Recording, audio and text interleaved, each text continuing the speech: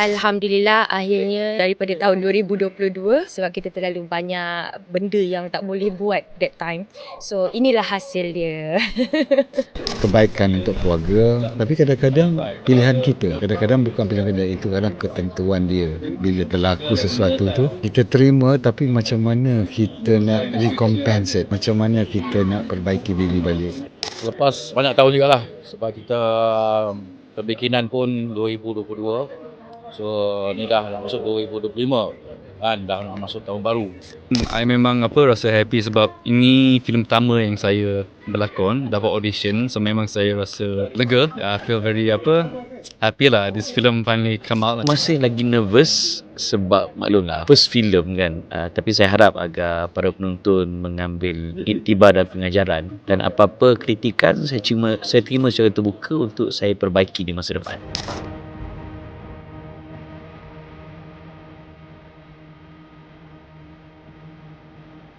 Jadi sebenarnya dialah yang punca sebenar-benarnya dalam filem Papa ni. Tetapi kenapa saya cakap Rihanna ni punca segala-galanya, korang kena tengok sendiri. Saya tajuk pun Papa, so saya salah seorang papa di dalam cerita Papa ni. Abang watak tu Saleh, dia ada anak. Situ bila anak dia dibunuh, bagi dia dibunuh lah, mati. Dia balas dendam, tapi dia balas dendam dengan ilmu hitam dia. Di situlah konflik-konflik dia. Dali ni dia punya akal tak sempurna. So cara dia gerak, cara dia cakap pun haiwan lah. So, memang dia jiwa wild, macam Tarzan sikit macam tu.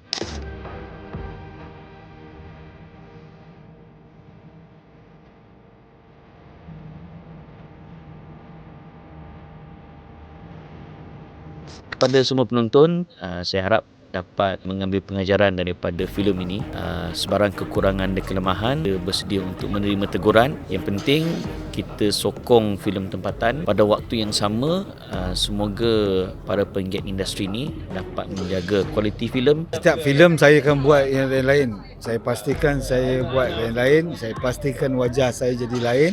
Saya pastikan saya tak akan berulang benda yang sama. Saya harap filem ni berjaya lah dalam box office lah. Saya harap semua orang datang. Hai, saya Asnur Rahmat. Saya Liana Talia, Anik Turar. Saya Amin Idris, Pegang watak Haris. memegang watak sebagai Rihanna. Saya main watak Dali. membawa watak sebagai Ustaz Ismail. Jangan lupa saksikan Filem Papa Yang bermula Pada 2 Januari 2025. Di Pawagam Berdekatan dengan anda.